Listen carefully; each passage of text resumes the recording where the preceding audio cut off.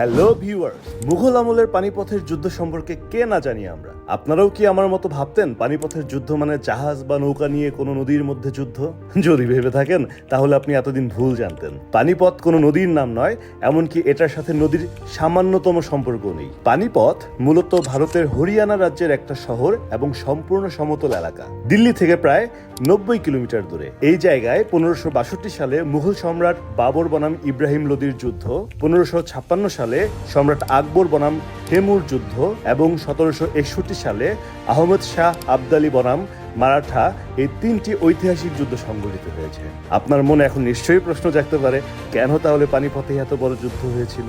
মূলত মোটা দাগে তিনটি কারণ ছিল। প্রথমত, উত্তর ভারত থেকে দিল্লিতে ঢোকার প্রধান করিডোর ছিল এই পানিপথ। দ্বিতীয়ত, এই শহরে কোনো পাহাড়, নদী বা জঙ্গল ছিল না, যুদ্ধের জন্য উপযুক্ত খোলা সমতল মাঠ ছিল। তৃতীয়ত, বিশাল সেনাবাহিনী মোতায়েনের জন্য একদম পারফেক্ট একটা জায়গা ছিল। তাছাড়া এই জায়গা দিয়ে ছোট ছোট অনেক জলপ্রবাহ, খাল বা প্রাকৃতিক পানির উৎস ছিল। যারা বিশাল সেনাবাহিনী নিয়ে যুদ্ধ করতেন তাদের রসদ সরবরাহের জন্য অত্যন্ত গুরুত্বপূর্ণ ছিল এই ছোট ছোট খাল, বিল, প্রাকৃতিক পানির উৎস।